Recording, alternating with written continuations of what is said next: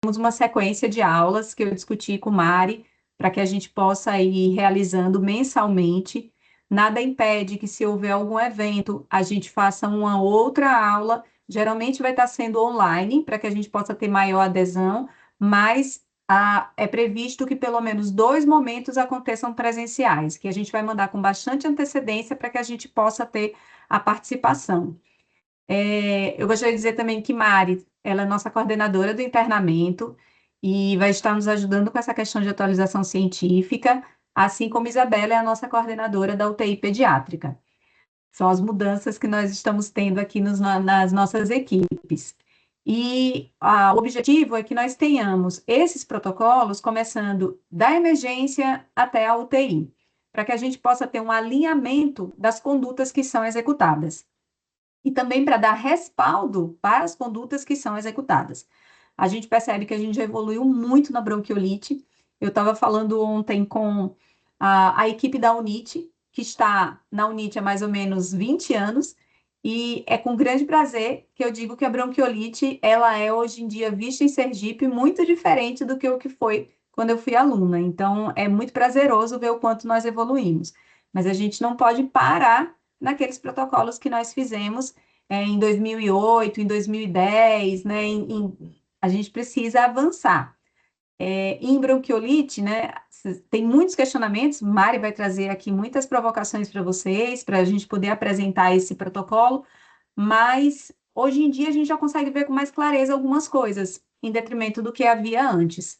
Então, eu quero que vocês assistam, que tirem suas dúvidas. O protocolo vai ser liberado amanhã para o Web Documents, e assim que tiver assinatura, que tiver tudo ok, eu disparo também no nosso grupo, tá? Para que a gente possa colocar naquela pastinha que Túlio criou lá, tá? Mariana, a maioria já conhece, acho que praticamente 99% conhece, né? Mariana é nossa hospitalista da pediatria, ela é reumato-ped, ela tem a formação, fez a sua faculdade aqui conosco na UNIT, e foi fazer a formação no Albert, e depois a reumatologia na USP, está terminando o doutorado dela. É uma pessoa que tem abraçado a pediatria do Primavera, tem sido uma parceira muito grande e adora a parte de aprender e ensinar. Então, vamos aqui aproveitar esse momento, tá? A proposta é que a aula dure em torno aí de 40 a 45 minutos e que a gente possa tirar as nossas dúvidas ao final, ok? Mari, fique à vontade, tá? Boa noite, pessoal. Para quem não conhece, muito prazer. Estou muito à disposição de vocês. A ideia de fazer essa aula não é deixar uma coisa muito engessada. Eu quero mostrar o que é que a gente tem de novo, o que é que a gente tem de evidência científica, para a gente tentar alinhar alguns pontos, tá bom? Então, eu vou começar primeiro com o básico, de qual é a definição de uma bronquiolite, tá? A gente sabe isso, tá? A gente sempre estuda que bronquiolite é um acometimento de via aérea de pequeno calibre. Mas a gente precisa entender um pouco. Quando a gente lia os livros anteriormente, a gente lia que bronquiolite era o primeiro episódio de sibilância em uma criança abaixo de 2 anos. Com o tempo, isso foi mudando. Então, todo episódio de sibilância, via de regra, numa criança abaixo de 2 anos, que tem sinais de infecção respiratória viral, a gente chama de bronquiolite hoje em dia. E eu preciso mostrar para vocês, desde o primeiro slide, que bronquiolite não é asma, tá? Asma, o efeito dela no nosso organismo, o que é? É uma broncoconstrição, é uma broncoconstrição de musculatura lisa. Quando a gente fala de bronquiolite, eu estou falando de lesão endotelial por um processo viral que gera um edema e uma inflamação na mucosa e aumenta a secreção de muco. Se a gente entender isso desde o primeiro slide, depois vai ficar mais fácil como a gente vai conduzir. Eu trouxe alguns dados epidemiológicos a respeito da bronquiolite, porque esses dados eles são importantes para a gente que está no pronto-socorro, a gente que está no internamento, porque isso vai até nos ajudar a entender um pouco que bronquiolite não é só o VSR, tá? O VSR, claro que ele entra aqui, esse roxinho, em todas as questões que a gente vai ver em crianças menores, tá? Ele é sempre o mais preponderante, mas a gente vê que cada vez mais a gente tem tido influenza, Covid como causadores também da bronquiolite. E a gente fala que a bronquiolite ela tem uma certa sazonalidade, que são os períodos de outono e inverno. Só que quando a gente passou pela pandemia e após o Covid, a gente viu um certo prolongamento da sazonalidade, quando a gente fala do inverno. Então, a gente começa março, a junho, julho, e era para ir acabando e parece que não acaba, tá? Então, essa é uma percepção de que, se a gente pegar os dados epidemiológicos mais recentes, é de que tem se tido, de fato, um prolongamento da manifestação a respeito de VSR circulando, tá? Faz sentido, porque se a gente pensa que a transmissão é por gotícula, a gente está num período do inverno que a gente tem mais condensação, faz sentido a gente pensar nesse prolongamento também. Então, o que é que eu queria dizer para vocês?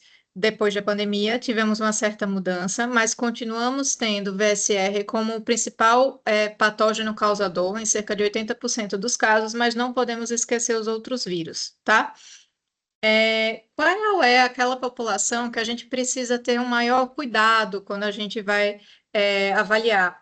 São as crianças menores de 3 meses, tá? Eu já explico um pouquinho mais sobre isso. Ou crianças ou crianças prematuras. Crianças que têm algum grau de mau funcionamento pulmonar, seja por uma cardiopatia com repercussão hemodinâmica, seja por uma imunodeficiência, seja por uma doença pulmonar crônica, alguma doença neuromuscular que mexa na nossa mecânica ventilatória, seja por um fator de risco de que a gente não está conseguindo manter o cuidado domiciliar daquela criança, seja por uma questão de incapacidade do cuidador de reconhecer sintomas de gravidade ou por dificuldade de acesso à saúde. Um outro ponto que eu coloco como fator de risco, que depois a gente vai falar um pouco mais, é a ausência de imunização materna contra o vírus sincicial respiratório durante o período gestacional. Isso também acaba soando um alarme para nós, porque agora a gente tem a indicação, sim, da vacinação materna a partir das 28 semanas. Isso já está liberado pelo Ministério da Saúde, então é um dado importante também que a gente tem que colher na história para falar sobre fatores de risco. Crianças menores de 3 meses e prematuros, como eu estava falando anteriormente, são crianças que elas fazem mais apneia e pausa respiratória, tá? Apneia é você passar mais de 20 segundos sem respirar, ou bradicardia com cianose. Se essas crianças elas têm maior risco, a gente precisa entender que este tipo de criança, quando a gente for pensar em internar, eu preciso internar em algum local que eu tenha uma monitorização adequada para que não aconteça processo de apneia, processo de cianose, de pausa respiratória ou ventilatória nesses pacientes. Então, depois eu vou falar de novo sobre isso, tá? Quando a gente vai pensar em quadro clínico de bronquiolite, a gente sabe, a gente começa com sintomas de via aérea superior, tá? Esses sintomas de via aérea superior são as tosses, as sinorreias, as febres associadas. A gente tem um período de pico, que é quando os sintomas eles passam para ser sintomas de via aérea inferior. E essa fase de pico ela é descrita na maioria das literaturas como do terceiro ao quinto dia, algumas outras colocam de terceiro ao sétimo dia, mas o que é que eu quero dizer? Essa é a fase que a gente precisa ter muito cuidado, muita vigilância do que é sinal de alarme para essas crianças. Então, depois a gente vai revisar o que é que eu preciso olhar nessas crianças para que eu tenha um entendimento de que, uma vez que eu identifico o problema, eu preciso manejar ele da forma mais adequada. Além disso, depois que a gente faça da fase de pico, e tenha toda essa atenção com esses sinais de gravidade que eu vou passar posteriormente, a gente precisa entender o evolutivo e o racional da bronquiolite, que costuma-se ter uma regressão completa em até 12 dias, mas isso eu estou falando numa população que eu estudei crianças abaixo de 2 anos e ponto. Se eu estou estudando numa população que tem alguma pneumopatia, prematuridade, às vezes essa regressão ela é muito mais prolongada. E o que eu gosto de sempre lembrar e falar para os pais é que é causada por vírus. Vírus faz febre, tá? Então, a febre, ela faz parte do quadro clínico, mas eu preciso estar atento quando ela persiste um pouco mais que o habitual. Então, aquelas febres que ficam mais de 72 horas, a criança parece que não está melhorando dos sintomas catarrais, existe uma preocupação muito grande a respeito de infecção bacteriana associada. Mas o que eu quero dizer para vocês? A infecção bacteriana mais associada na bronquiolite é a otite média aguda, tá? Dado que a gente tem aqui 30% das crianças evoluem com otite média aguda, mas as outras infecções bacterianas não são tão comuns assim, tá? Então, sempre aquela criança que ela está evoluindo, que parece que está com um quadro mais arrastado, febre todo o tempo, lembra de dar uma revisada no seu exame físico de maneira completa e ver esse ouvido, tá? E o que é que eu coloquei aqui que a gente precisa observar de sinais de gravidade? Todos nós já vimos esse boletim que se chama Boletim de Silverman-Anderson, que é um boletim que a gente usa muito no período neonatal para avaliar sinais de desconforto respiratório. O ponto aqui não é a gente, vamos pontuar e ver se é uma bronquiolite leve, moderada ou grave. O ponto aqui é a gente identificar sintomas de gravidade nessa criança. Eu coloquei à direita algumas imagens que são uso de musculatura acessória. A gente vai usando a musculatura acessória sempre de baixo para cima, porque por nossa mecânica ventilatória, a gente começa a musculatura próxima ao diafragma e vai subindo.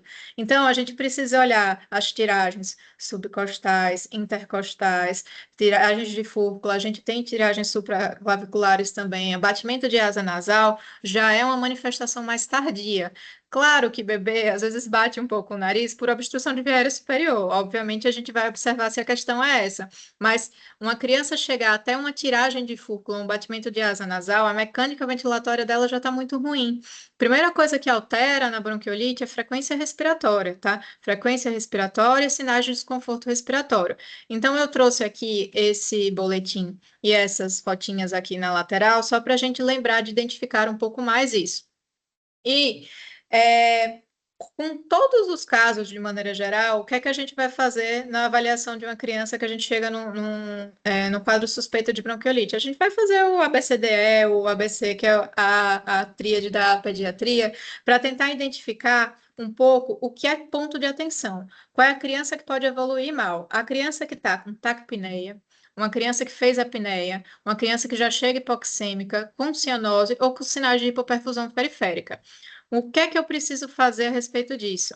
A gente sempre precisa voltar para aquele triângulo de avaliação pediátrica. Então, aparência, cor, respiração. Eu vou avaliar o que é que está acontecendo, eu vou identificar o que está acontecendo e eu vou intervir naquela letrinha que está sendo acometida.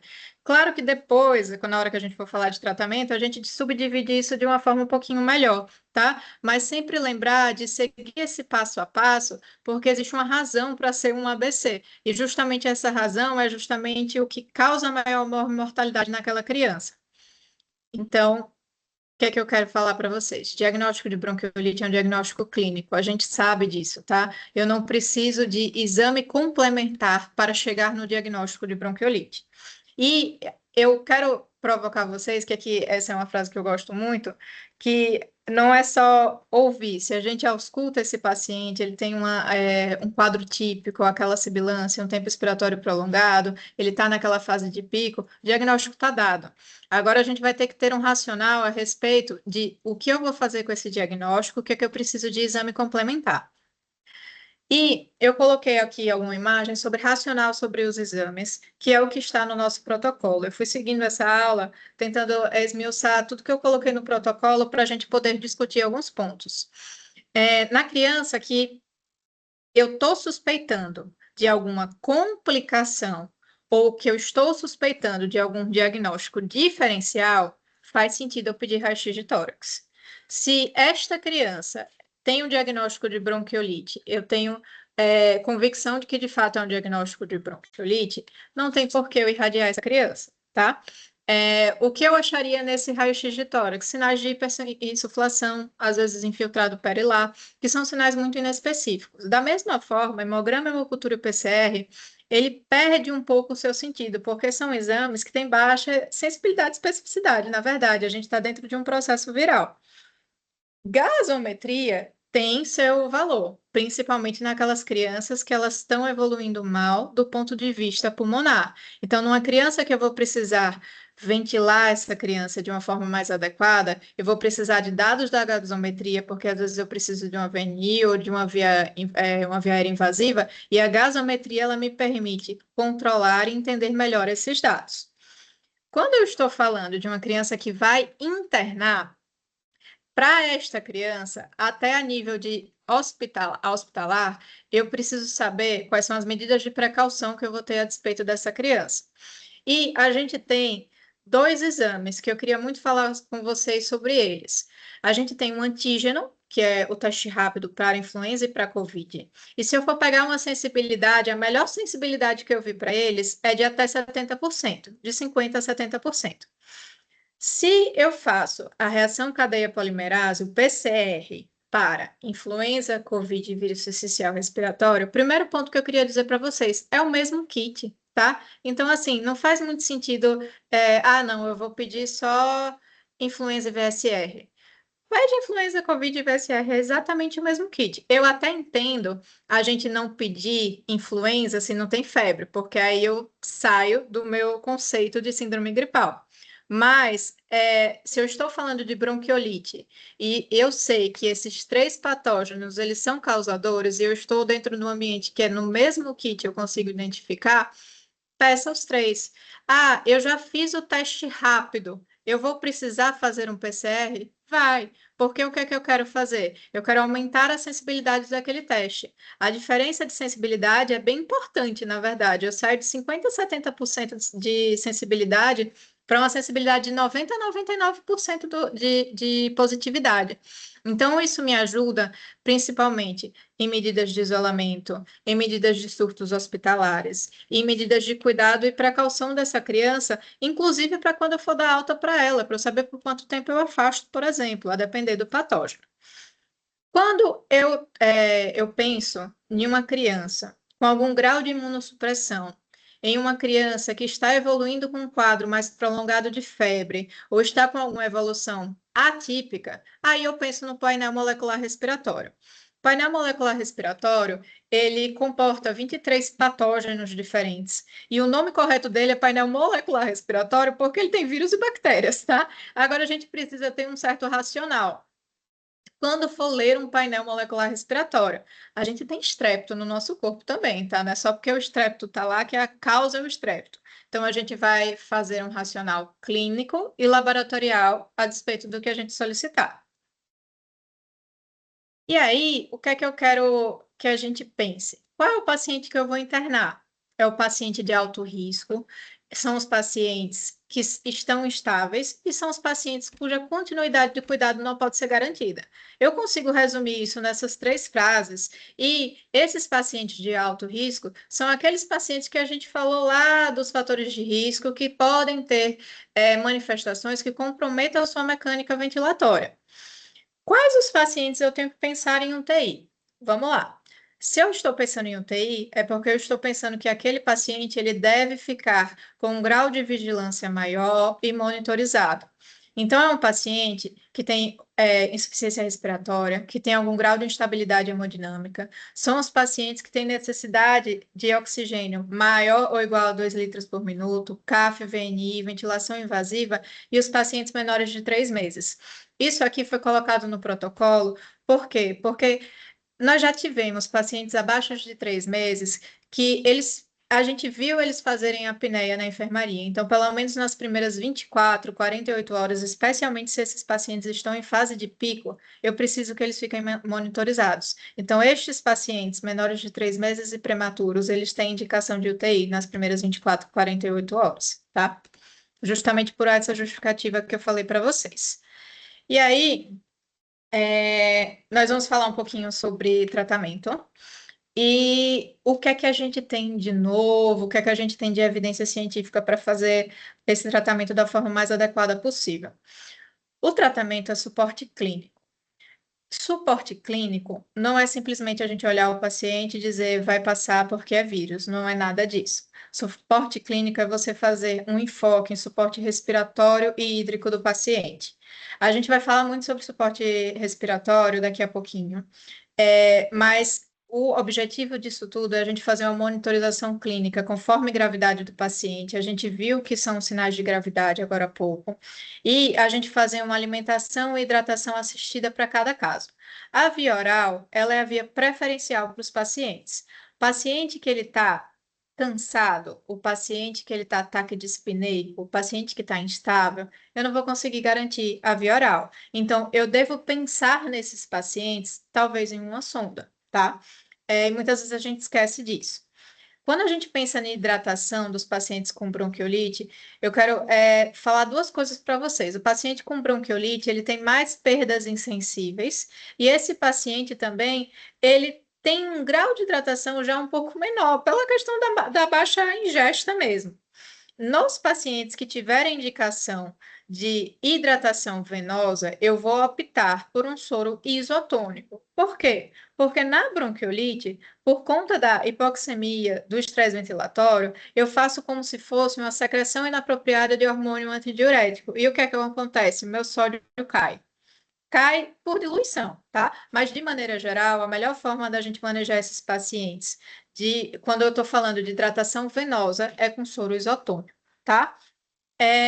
O que eu queria mostrar também para vocês é que fármacos, eles entram como auxílio, mas o tratamento é o suporte que eu acabei de falar para vocês. Eu vou falar o que é que a gente tem de evidência científica a despeito dos fármacos, o que é que a gente tem de novo, tá?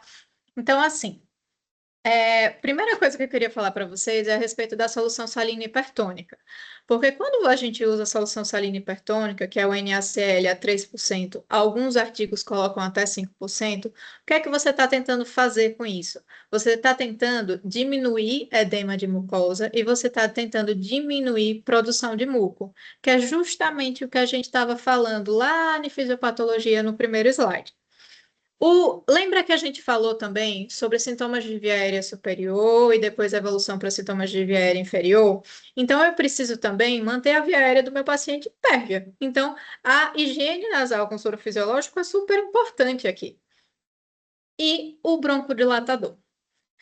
A gente já conversou que o mecanismo não é broncoconstrição. O mecanismo da bronquiolite não é broncoconstrição, não é musculatura lisa que está contraindo. Então, o que é que eu fiz? Eu peguei o último guideline de bronquiolite que eu achei, o mais recente, que é esse guideline australiano, que ele fala a respeito do manejo da bronquiolite. E eu coloquei aqui do lado a referência deles a respeito do uso do broncodilatador na bronquiolite. Uma vez que eu estou falando que o mecanismo fisiopatológico não é broncoconstrição, estes pacientes, eles não se beneficiam de maneira geral com o broncodilatador. Então, em pacientes abaixo de 12 meses, eles não veem indicação de usar broncodilatador. Eu não quero que a gente olhe para isso e diga, meu Deus, não vou usar mais nunca broncodilatador na bronquiolite. Eu quero que a gente olhe para isso e faça um racional a respeito do paciente que eu estou avaliando. Se eu estou pensando em usar broncodilatador, é porque eu estou pensando que esse paciente ele pode ter algum mecanismo de broncoconstrição. Então, são os pacientes que têm um índice preditivo de asma um pouco mais elevado, são os pacientes que são os sibilantes recorrentes que a gente fala. Então, honestamente, eu não vejo sentido em usar o broncodilatador em uma criança abaixo de 6 meses, porque eu não consigo nem ver essa questão de recorrência. Se a gente for usar o guideline mais atual, que é esse de 2025, eles sequer usam em crianças abaixo de 12 meses. E aí, o que é que eu queria mostrar para vocês? Muitas vezes a gente fala assim: ah, não, mas eu não vou usar nos pacientes menores, porque criança muito pequena, ela não tem receptor no pulmão para broncodilatador. E eu queria dizer isso para vocês, que isso tá errado, tá? Isso é uma informação que a gente tinha muito antigamente, em alguns livros mais antigos, e isso já foi revisado há um tempo. Inclusive, eu coloquei esse primeiro artigo aqui de 2019, que ele fala que a gente, desde que nasceu, a gente tem os receptores para broncodilatação. Claro que eles são mais rudimentares no início. Óbvio que eles são mais rudimentares. Mas não é por isso que eu estou falando que eu não quero usar o broncodilatador. Eu estou falando que a gente não usa o broncodilatador de maneira geral na bronquiolite, porque o mecanismo fisiopatológico é outro.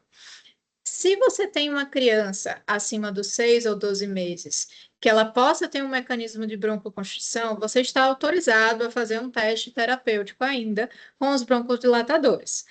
Esse teste terapêutico é o quê? É você avaliar se aquele broncodilatador que você fez teve resposta clínica. Se você não tem resposta clínica, você não tem indicação de manter esse fármaco, tá? Então, esses são os guidelines mais atuais que eu achei, tá? E todos eles são muito sistemáticos em dizer que ele não muda em nada desfecho clínico. Mas nas crianças maiores, em que você pense que se possa existir algum mecanismo fisiopatológico para broncoconstrição, você pode tentar fazer o broncodilatador. E aí, falando de suporte ventilatório, que eu disse que eu ia falar um pouquinho mais à frente, chegou o momento da gente falar sobre isso. A gente pode ter obstrução ou a gente pode ter a hipoxemia. Se eu tenho obstrução, o que é que eu vou fazer para melhorar essa minha obstrução de via aérea? A aspiração de via aérea, ela é muito bem-vinda aqui. Lembra que a gente falou que a gente tem uma maior produção de muco, que a gente tem sintoma muito também de via aérea superior? Se eu não melhoro essa mecânica ventilatória, se eu não melhoro essa via aérea superior, coitada da criança, às vezes a gente vai ficar pensando que o problema é fármaco e o problema é obstrução. Então, a gente precisa muito de pensar sobre isso. Claro que não é toda criança que você vai dizer, nossa, vamos deixar a aspiração de horário. Não é isso, é você individualizar o caso. E também a fisioterapia respiratória, ela entra aqui quando eu estou pensando na obstrução, para a gente tentar melhorar a mecânica ventilatória desse paciente. Quando eu estou falando de hipoxemia, o que é que eu quero dizer? Que os pacientes que têm saturação abaixo de 90 a 92%, eles precisam de suporte ventilatório com oxigênio. E aí a gente tem várias formas de dar esse aporte ventilatório. E eu tenho certeza que os fisioterapeutas, eles sabem muito sobre isso. Eu vou falar só um pouquinho para a gente racionalizar o que é que a gente deve fazer. Quando a gente está no catéter nasal, eu só consigo chegar até 4 litros por minuto. Não adianta eu ficar subindo litros por minuto no catéter nasal, porque eu não tenho eficácia, eu não tenho evidência de melhora. E eu não consigo subir mais do que 36% de FiO2. Então, assim, não adianta eu insistir no catéter se o catéter não está resolvendo a minha hipoxemia. E eu quero falar que às vezes a questão não é só a hipoxemia. Lembra que lá, quando a gente está falando do endotélio, que ele está demasiado, que ele está cheio de muco, às vezes eu preciso de pressão também. Mas daqui a pouco a gente fala de pressão. Se eu estou falando da questão ser oxigenação, eu tenho catéter, eu tenho a máscara simples, eu tenho a máscara de Venturi, que você tem um controle mais exato de FiO2, de acordo com a que você vai utilizar. Você tem a máscara não reinalante que dá FiO2, e eu queria falar do CAF, tá? A gente não pode ficar postergando pensar em CAF, tá? Porque o CAF foi uma das coisas que mais modificou o desfecho na bronquiolite. Porque quando eu faço o CAF, eu dou um ar aquecido e umidificado para esse paciente.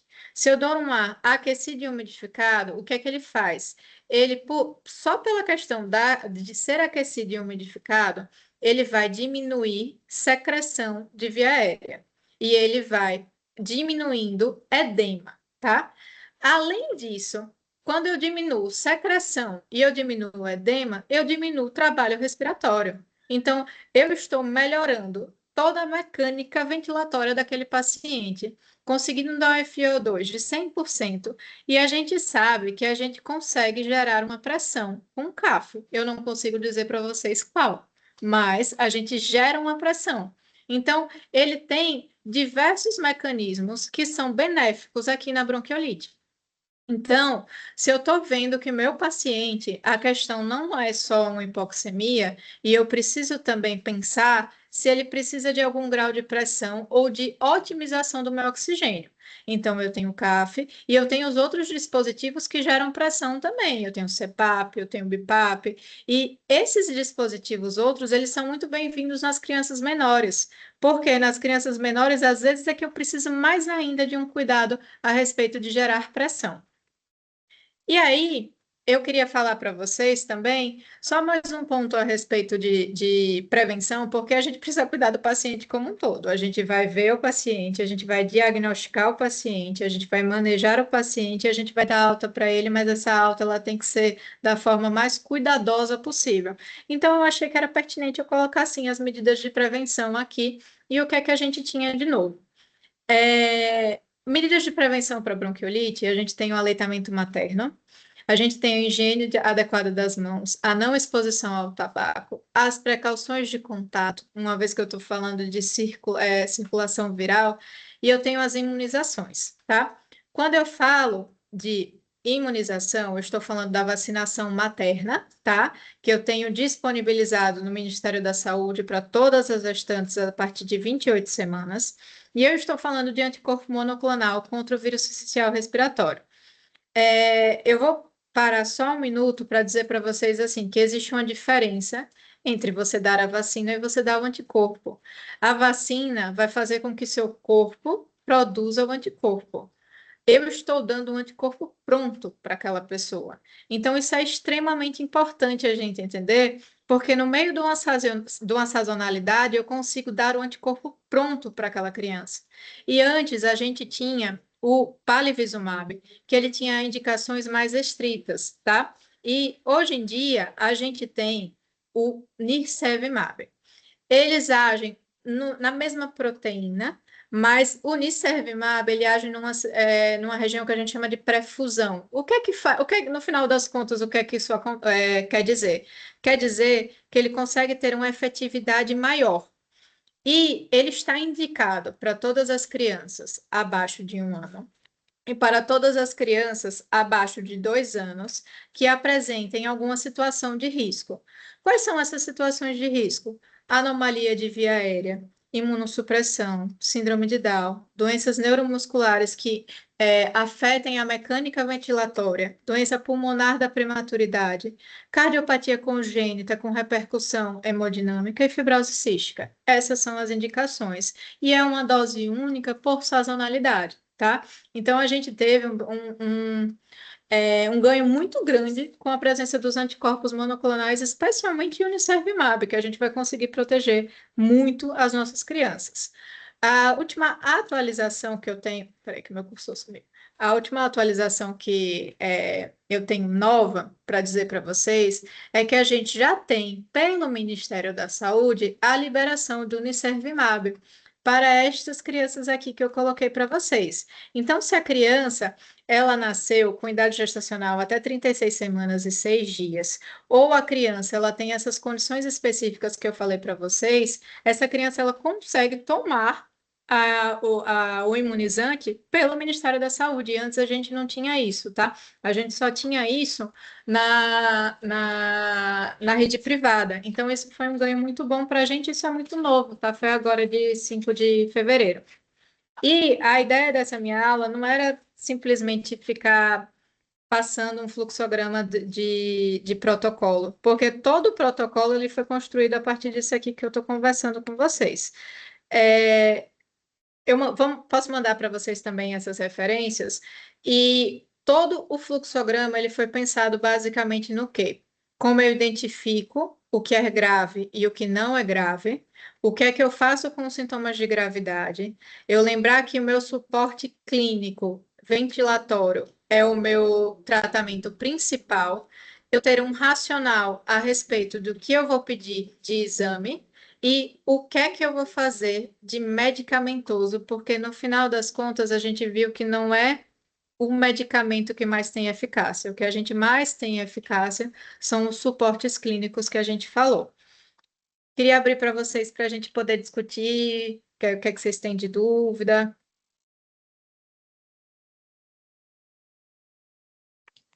Oi, Mariana, boa noite. Boa. Em relação à nebulização com salina hipertônica, Vamos lá. A respeito da solução salina hipertônica, o que é que eu falei para vocês? A gente tem, sim, a opção da solução salina hipertônica aqui, mas ela é indicada nos pacientes que estão internados para tentar diminuir edema e produção de muco. Daí você vai me perguntar, como é que eu prescrevo a salina hipertônica? Eu prescrevo de acordo com por exemplo, com a sintomatologia do paciente, eu deixo de horário. Na verdade, a literatura fala o seguinte: você pode deixar critério Por exemplo, você está com mais sintomas exacerbados, você pode fazer a salina hipertônica, ou você pode deixar de 8 em 8 horas. Mas o nível de evidência de melhora, ele também é baixo, tá? Mas nos pacientes internados, ele teve uma evidência de redução de edema e muco. Então, talvez a gente devesse usar um pouquinho mais as salinas hipertônicas. Oi, vou aproveitar só para complementar, Mari, no sentido da salina hipertônica. Lá em Ribeirão a gente usava muito, muito, muito. E o que eu vejo muito de diferente daqui é que lá, sempre que a gente utilizava a salina hipertônica, a gente vinculava a fisioterapia. Ou seja, a gente não fazia ela solta. A gente faz a salina hipertônica e a gente ou lava a narina, ou aspira a criança após, ou até os dois. Porque, embora ela tenha uma ajuda em edema de mucosa, na produção de secreção, inicialmente, no momento, ela pode diluir, ela pode fluidificar a secreção que já está lá, e aí acaba que a criança fica afogada depois. Então, o que eu vejo que muitas pessoas demonizam a salina falando assim, nossa, mas eu fiz e piorou. Realmente pode piorar se você não der o suporte depois. Então, se você está num serviço que tem físio, que tem esse suporte, então vincula. Você vai passar para a enfermagem falando, quero fazer a salina, e vai fazer ou uma lavagem nasal, ou uma aspiração, ou fisioterapia após, porque precisa. Então, isso faz muita diferença no manejo da salina. E a salina dá certo, gente, dá muito certo. Só tem que ter esse cuidado também. Trazendo até um pouco do que Beth falou, saíram alguns estudos que são bem interessantes, tem até uma meta-análise que ontem eu estava dando uma olhada nela, que ela até discutia sobre o uso da salina, e o uso do corticoide, por exemplo, se haveria alguma mudança do desfecho ou não naquelas crianças que estivessem muito mais graves, né? E quase todos os estudos que vão abordar esse tipo de paciente, eles têm uma limitação da homogeneidade dos pacientes que são assistidos. Então, a salina entrou como uma coisa super fantástica para a gente, logo que foi lançado. Depois foi totalmente demonizada, como Beth trouxe. Hoje em dia a gente já considera em algumas situações.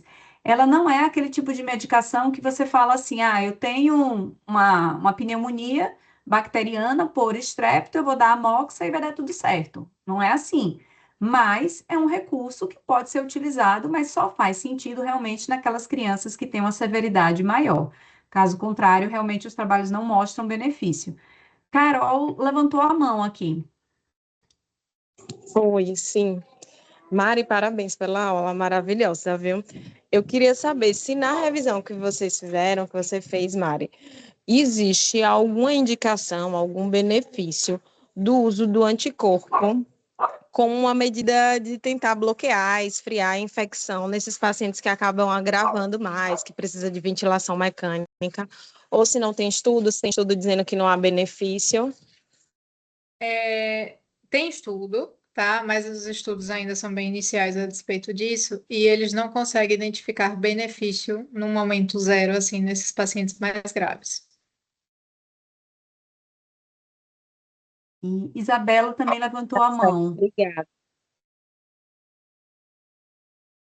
Oi, gente, boa noite, tá me ouvindo? Sim, estamos.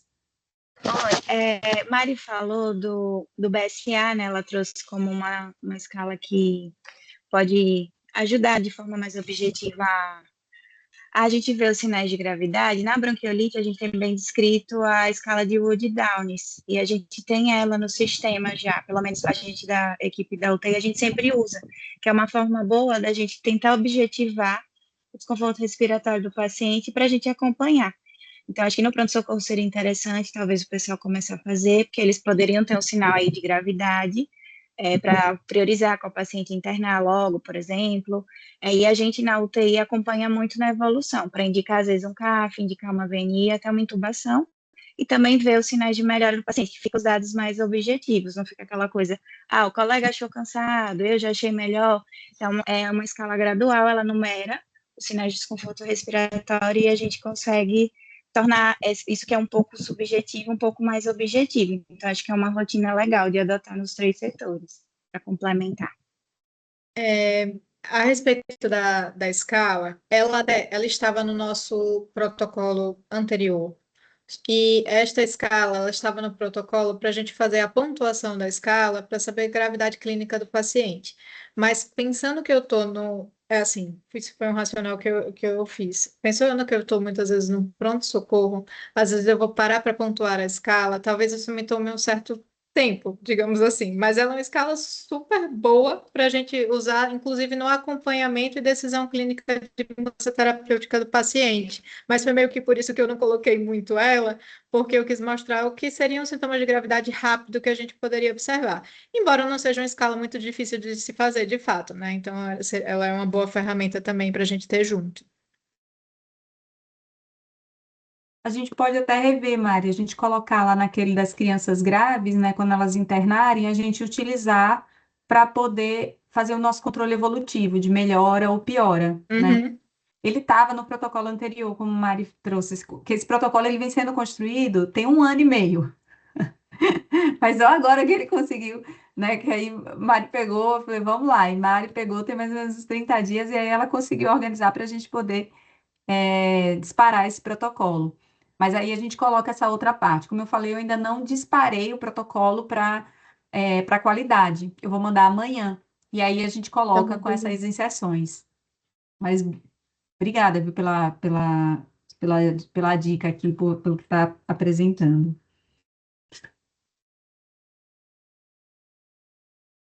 Eu vou trazer só algumas coisas que eu anotei aqui. Uma das coisas muito importantes, e isso vale muito para o pronto-socorro e para o internamento, né? Na UTI, geralmente a criança já está monitorizada, então geralmente essa roupa já está retirada, mas eu gostaria de reforçar, a gente está falando de lactentes, a importância de examinar esse bebê despido, tem que tirar a roupinha para poder olhar da forma correta. Não é infrequente que nós recebamos um paciente que a classificação foi verde e, na verdade, ele é amarelo, porque simplesmente não foi visto o desconforto respiratório. Então, nós temos que fazer a reclassificação, mas é importante que a gente retire a roupa da criança para poder olhar corretamente, né? O exame físico completo e despido. A outra coisa foi sobre a solicitação e justificativa de exames moleculares. A Mari mostrou a diferença, né, entre sensibilidade e especificidade de cada um dos métodos, mas pela recomendação, né, da ANS, lembrem-se que precisa estar dentro do protocolo de CIRAG, tem que estar escrito, né? Paciente com quadro de desconforto respiratório grave, tudo para justificar, porque senão vai ter glosa e vai para a conta do paciente, né? E se a gente não falou que a gente ia cobrar, a gente não podia ter solicitado sem ter informado para eles. Então, o que está recomendado pela ANS é criança com desconforto respiratório grave, então teria que ser uma síndrome respiratória aguda. Então, síndrome respiratória aguda, desconforto moderado já entraria, na verdade, né? Ou a presença da síndrome gripal. Caso contrário, a gente não consegue a liberação, tá? Infelizmente, vai virar detrator na nossa avaliação. E a terceira coisa é em relação à atuação da equipe multi. Mari trouxe aqui a importância das perdas insensíveis e da necessidade de manutenção de um aporte calórico adequado. Muitas vezes a gente está passando para um soro endovenoso quando a gente poderia fazer uma sonda. A gente tem muito preconceito com sonda, muito preconceito. E às vezes é uma forma da gente estar nutrindo o nosso paciente, que o soro ele vai hidratar. E a gente tem até que tomar cuidado com essa hidratação, porque ela até falou sobre a secreção inapropriada do hormônio antidiurético, que favorece com que eu faça eu faça uma diluição do meu paciente. Então, cuidado com o volume endovenoso que se dá para essas crianças, porque pode até piorar o quadro respiratório. Então, a gente já tinha tido até uma discussão anos atrás a respeito disso, da necessidade da gente manter um volume hídrico que não precisava ser o Holiday 100%, de forma alguma, a gente precisava deixar ali, se fosse no zero da ingesta oral, no máximo em 60%, se a gente estiver trabalhando com o quadro respiratório, e de preferência tentar ofertar pela via oro ou enteral, que nesse caso, às vezes a mais segura seria passando uma sonda mesmo para esse paciente, tá? E aí a gente tem que chamar o pessoal da Nutro para poder nos ajudar, porque pode ser que seja um bebê nutrido com aleitamento materno, mas pode ser que não. Pode ser que ele já esteja com a fórmula e aí, quando você passa a sonda, ninguém sente gosto de nada, né? Então a gente pode até melhorar o aporte calórico a depender da fórmula que a gente possa utilizar conforme a demanda do paciente. Daí a necessidade do planejamento em equipe. A gente tem que discutir isso em equipe, tá? E o quarto item que eu anotei aqui foi sobre o broncodilatador que Mari trouxe. Os trabalhos mostram que, mesmo no caso grave, menor de 6 meses, a gente não deveria usar broncodilatador, porque o princípio fisiopatológico ele é diferente, tá? E eles falam que é aceitável a utilização ou o teste terapêutico nas crianças que são graves e mesmo assim testes curtos, porque se não houve resposta, saca a mão, tira a mão. Então seria, os trabalhos falam, na maioria vai falar acima de 1 ano, mas pensando que às vezes a nossa realidade pode trazer crianças que não têm um segmento tão correto, né, ou uma avaliação muito fidedigna prévia, a gente colocou a partir de 6 meses de idade. Mas, se não deu certo, não precisa insistir. Então, por favor, tirem dos nossos bebezinhos de 1 mês, de 2 meses, né? Porque não vai ajudar. O princípio fisiopatológico é outro, tá?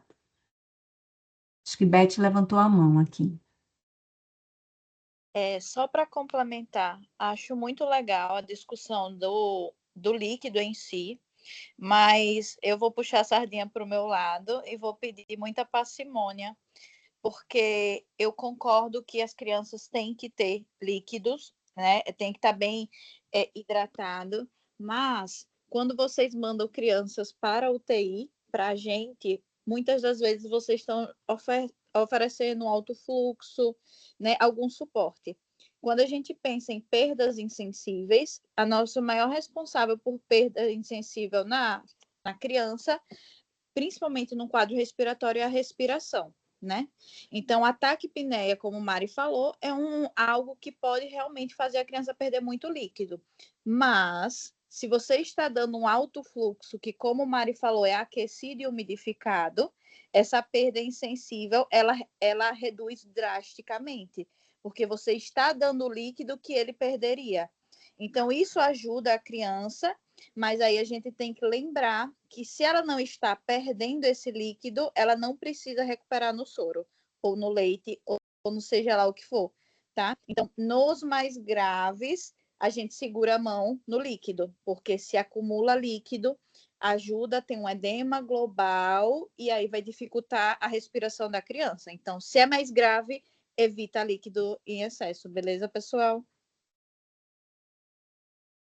Intensivista gosta deles bem sequinhos, né? Mas tá certo, né? Para ele poder ter um desfecho melhor. Balanço positivo na UTI aumenta a mortalidade da UTI, tá bom? Tem vários estudos falando nisso. Então a gente tem que secar os meninos mesmo na medida do possível.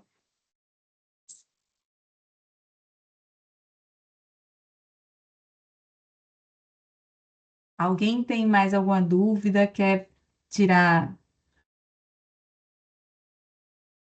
Olha, nós fomos rigor, ó só, Mari, eu falei do horário, ela consegue seguir muito bem, porque, ó, 20 e 29, a gente começou depois, e a gente está respeitando aí a hora bem certinha, né?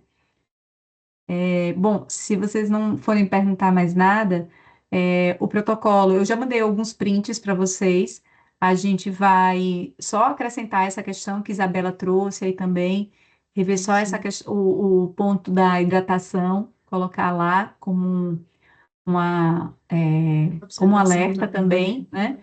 E aí a gente dispara para o Web Documents e vocês vão ter isso daí para poder fazerem uso, tá?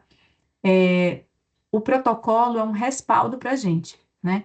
Não quer dizer que eu não possa fazer algo diferente do protocolo, mas quando a gente está fazendo dentro dele, eu estou respaldado diante da minha instituição, tá? E a gente teve um cuidado, né? Mari revisou essa parte toda de contemplar todos os setores onde nós estivéssemos, para que esse protocolo fosse do início ao fim, tá? Claro que os fluxogramas nos ajudam muito, mas ele tem um racional lá para poder complementar, né, e fixar o entendimento sobre a doença e sobre o tratamento. Então, eu acho que todos nós devemos ler o protocolo para poder compreender melhor, tá? Ele está bem diferente do que foi o anterior e vem trazendo aí esse racional, como eu falei. Mário, eu queria agradecer muito, né, pela sua parceria, pela aula, ótima, adorei, super objetiva, clara, né? Eu hoje tinha falado isso, né? Adoro aula clara. Então, Agora eu não tô te ouvindo, Tati. tá me ouvindo agora? Agora eu tô.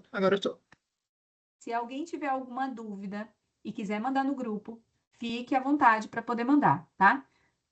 É amanhã que eu vou dar uma olhada, acrescentar essas coisas que foram trazidas aqui na discussão e disparar para a qualidade para ela poder colocar no Web Documents. Então, fique à vontade para poder mandar para mim ou para a Mari, que a gente vai acrescentando. Tá joia?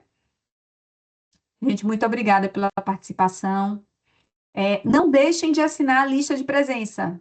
Não deixem de assinar. Ela vai fazer parte da avaliação do corpo clínico. Lembrem disso.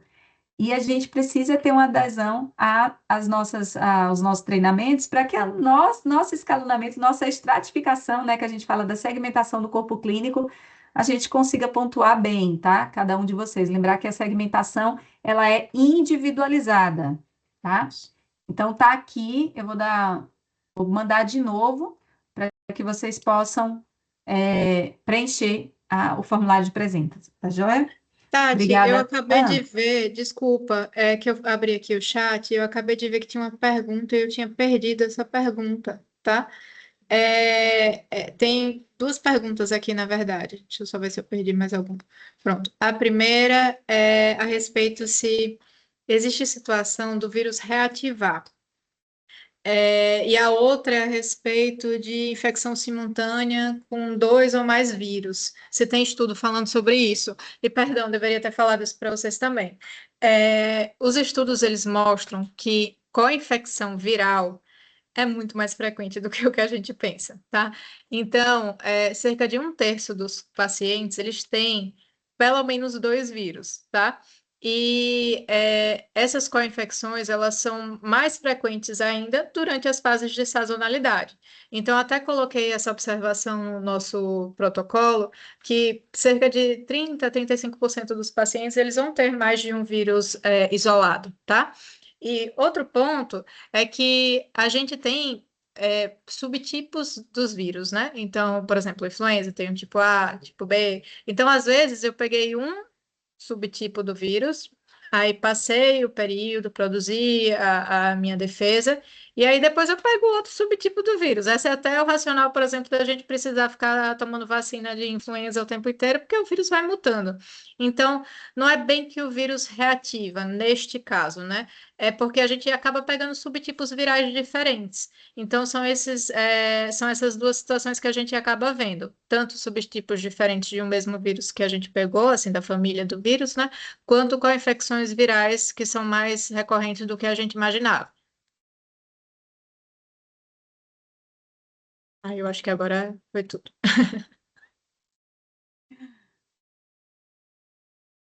Mas a imunidade para o vírus também ela é mais curta, né, Mari? Exato.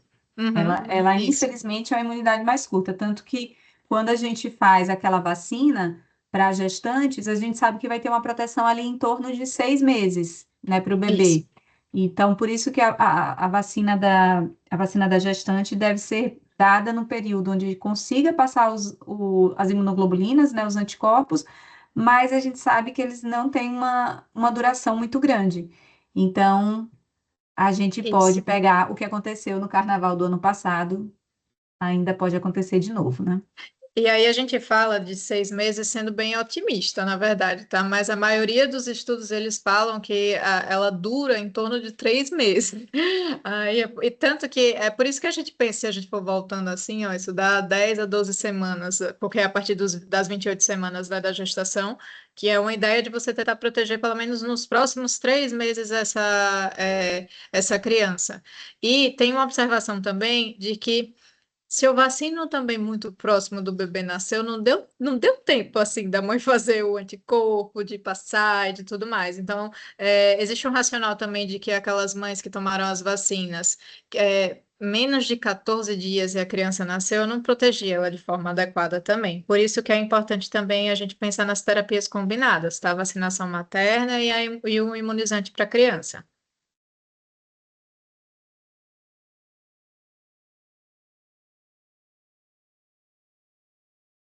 Pronto, tá aqui no chat, tá? O link de participação.